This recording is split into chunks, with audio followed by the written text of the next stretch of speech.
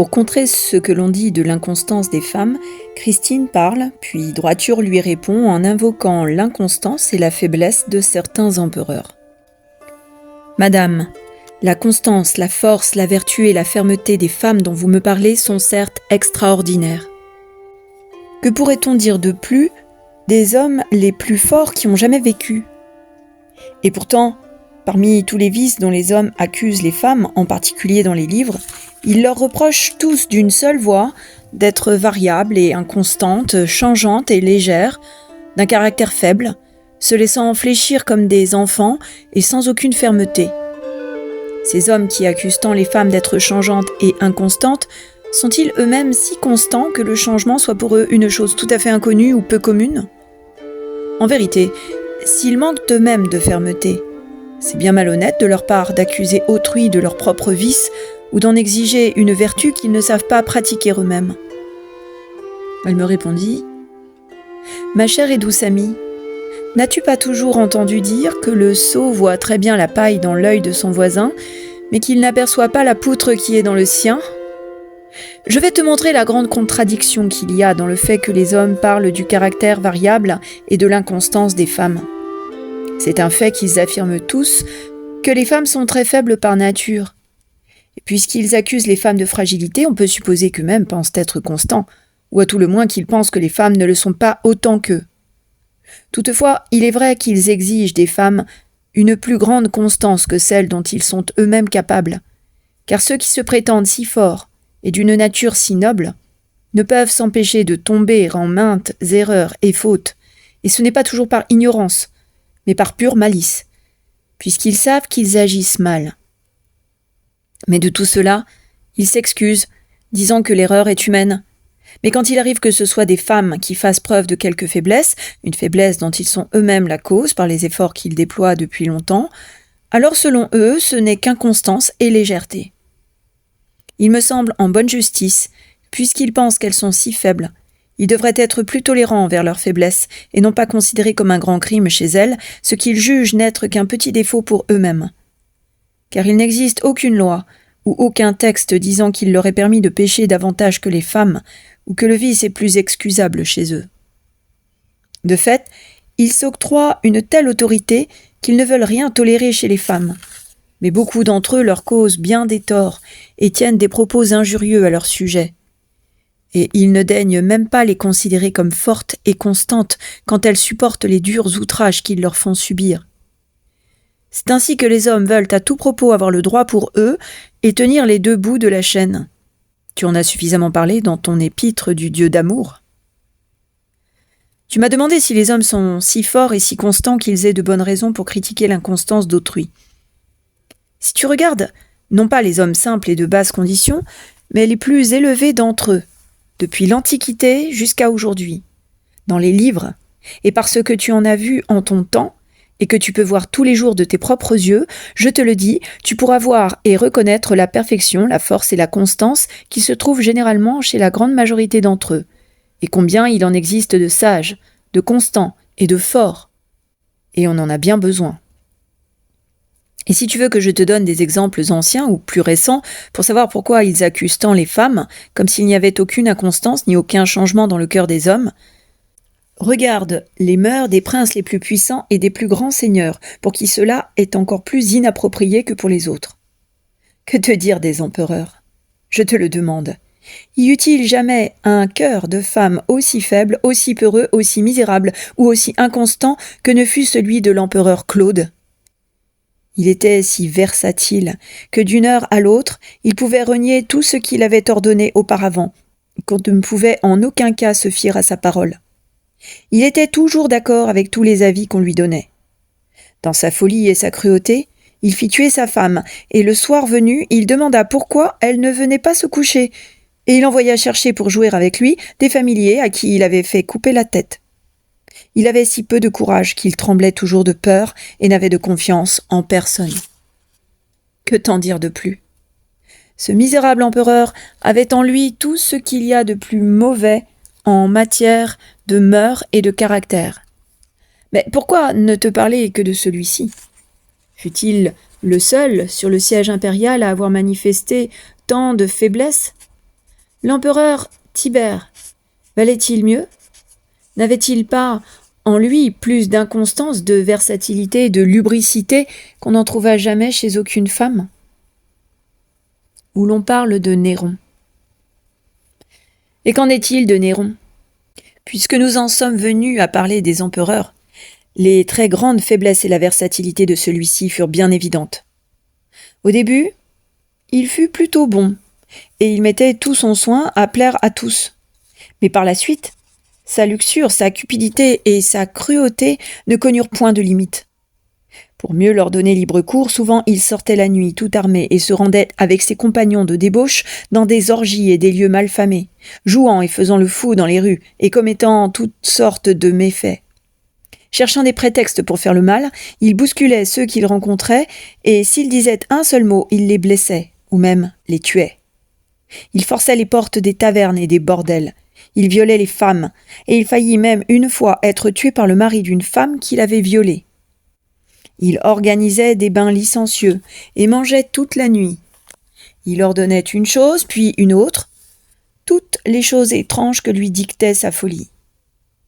Il s'adonnait à toutes les formes de luxure, tous les excès, toutes les bizarreries, tout ce qui flattait son orgueil, toutes les folles dépenses. Il aimait les hommes mauvais et persécutait les bons.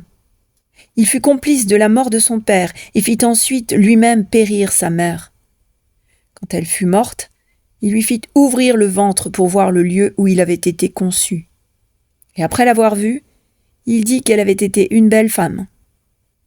Il fit mourir sa femme Octavie, qui était une dame vertueuse. Il prit alors une autre femme. Il l'aima beaucoup au début, puis il la fit périr. Il fit mourir Claudia Antonia, la fille de son prédécesseur, parce qu'elle n'avait pas voulu l'épouser. Il fit mourir son beau-fils qui n'avait pas encore 7 ans, parce qu'on lui avait rapporté qu'il se donnait dans ses jeux le rôle d'un fils de général. Il fit périr son maître Sénèque, le grand philosophe, parce qu'il ne pouvait pas s'empêcher d'avoir honte de ce qu'il faisait devant lui. Il empoisonna son prêteur sous prétexte de le guérir d'un mal de dents. Il empoisonna la nourriture et les boissons des nobles princes et des vénérables seigneurs, hommes de grand pouvoir dont l'autorité était reconnue. Il fit tuer sa tante et s'empara de ses biens. Il fit mettre à mort ou exiler tous les Romains des plus nobles familles et il fit périr leurs enfants. Il fit entraîner un cruel Égyptien à manger de la chair humaine crue afin de pouvoir lui faire dévorer vifs des hommes. Que te dire de plus ? On ne pourrait pas raconter toutes les cruautés ou les atrocités qu'il commit. Pour couronner le tout, il fit mettre le feu à toute la ville de Rome durant 6 jours et 6 nuits. Beaucoup de gens périrent par ce fléau. Et lui, du haut de sa tour, il regardait l'incendie et les fumées. Il se réjouissait fort de la beauté des flammes, et il chantait. Il fit décapiter pendant son dîner Saint Pierre et Saint Paul et de nombreux autres martyrs. Après 14 ans de règne, où il se comporta ainsi, les Romains qui avaient trop souffert se révoltèrent contre lui. Réduit au désespoir, il se donna la mort. Où l'on parle de Galba et d'autres empereurs. Peut-être trouves-tu tout à fait extraordinaire ce que je t'ai dit des vices et des faiblesses de ce Néron. Pourtant je t'assure que l'empereur qui lui succéda, nommé Galba, n'aurait guère valu mieux s'il avait vécu aussi longtemps. Sa cruauté était démesurée, et en plus de ses autres vices, il était si instable qu'il était incapable de s'arrêter et de demeurer dans un même état d'esprit, tantôt cruel et sans mesure, tantôt trop mou et injuste, négligent, envieux et méfiant, ayant peu d'estime pour ses princes et ses chevaliers, faible et craintif, et par-dessus tout, cupide. Il ne régna que 6 mois, car on le tua pour mettre fin à ses violences. Quant à Othon, l'empereur qui lui succéda, peut-on dire qu'il valut mieux ?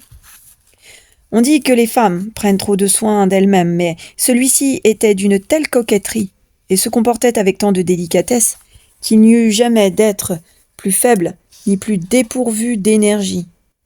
Il ne se préoccupait que de son confort. C'était un grand voleur, dépensier à l'extrême, très glouton, hypocrite, débauché, déloyal, traître, plein de mépris et causant toutes sortes de maux.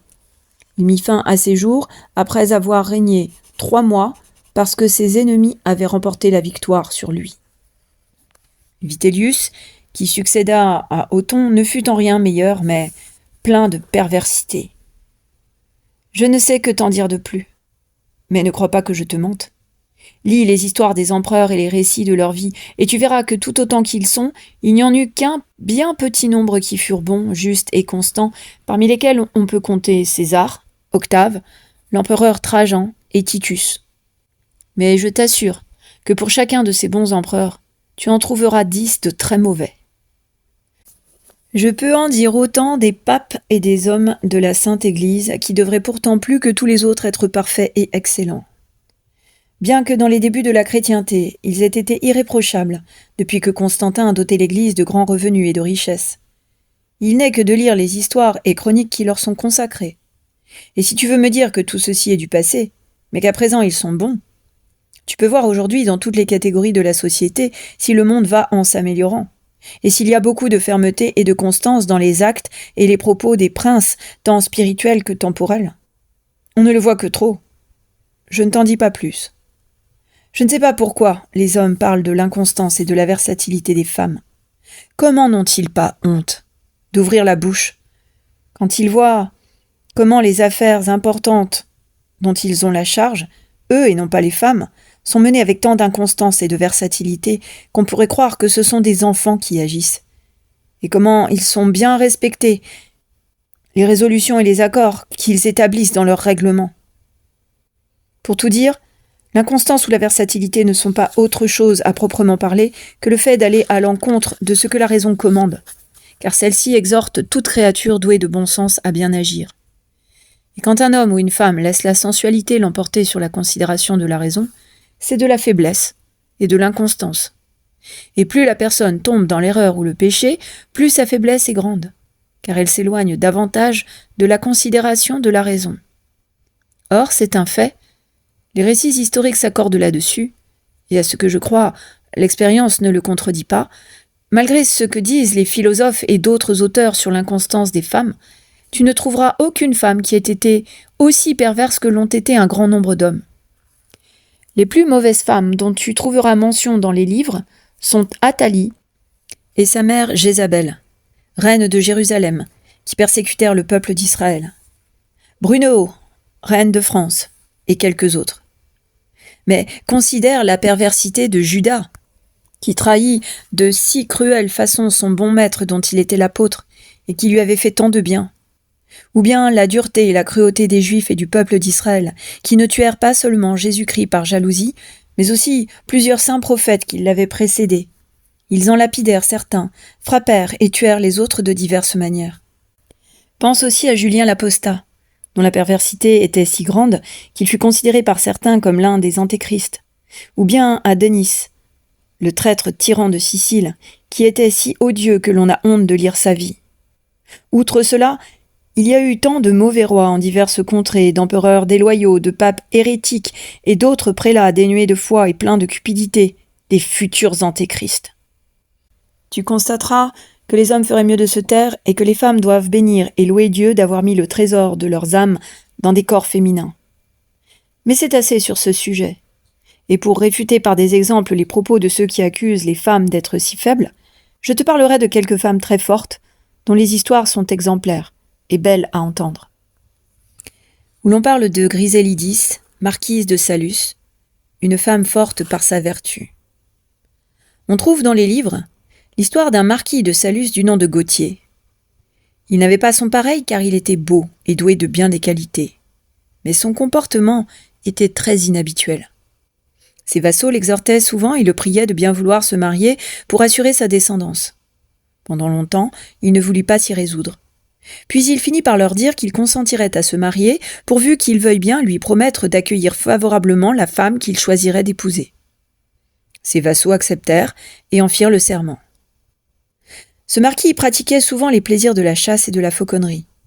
Il y avait dans la campagne, non loin de son château, un petit village habité par de pauvres paysans, parmi lesquels demeurait un vieil homme très pauvre et infirme appelé Janicole.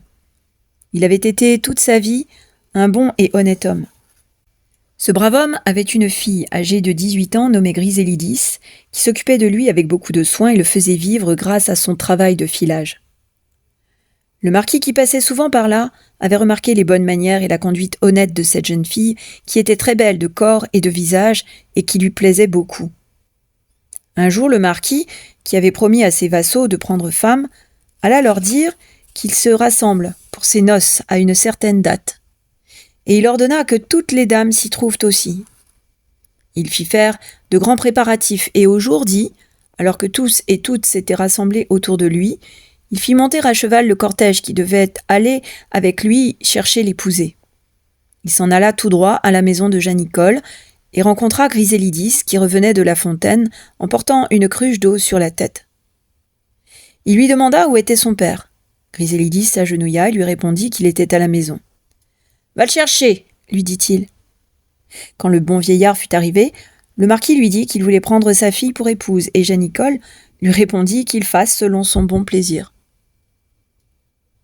Alors, les dames entrèrent dans la petite maisonnette et elles habillèrent et parèrent l'épouser de façon magnifique, comme il convenait selon le rang du marquis, avec les vêtements et les joyaux qu'il avait fait apporter. C'est ainsi qu'il l'emmena pour l'épouser dans son palais. Pour le dire en bref, cette dame se comporta si bien avec tous que tout le monde l'aimait beaucoup, les nobles et les grands, mais aussi les petites gens et tout le peuple. Elle savait si bien se conduire avec chacun que tous en étaient très contents. Quant à son seigneur et mari, elle le servait et le chérissait comme c'était son devoir. Cette année-là, la marquise mit au monde une fille, dont la naissance fut accueillie avec une grande joie. Mais dès qu'elle fut en âge d'être sevrée, le marquis, pour mettre à l'épreuve la constance et la patience de Grisélidis, lui fit croire qu'il déplaisait à ses vassaux de savoir que les descendants issus d'elle seraient leurs seigneurs et que pour cette raison, il voulait que l'enfant soit tué. À cette annonce, qui aurait dû être terrible pour toute mère, Grisélidis répondit que sa fille lui appartenait et qu'il pouvait en faire ce qu'il désirait. Il la fit alors confier à un de ses écuyers qui fit semblant de venir la chercher pour la tuer, mais l'apporta en secret à Bologne-la-Riche, à la comtesse de Panis, qui était la sœur du marquis, pour qu'elle la garde auprès d'elle et l'élève. Cependant, Grisélidis ne laissa paraître aucun signe de tristesse, alors qu'elle croyait que sa fille avait été tuée. Un an plus tard, la marquise fut de nouveau enceinte et accoucha d'un très beau fils dont la naissance fut à nouveau accueillie avec une grande joie. Le marquis décida de mettre sa femme à l'épreuve comme auparavant, et il lui dit qu'il fallait qu'on le fasse tuer pour contenter les seigneurs et ses vassaux. La dame lui répondit que si la mort de son fils ne leur suffisait pas, elle était prête à mourir elle aussi, s'il lui plaisait.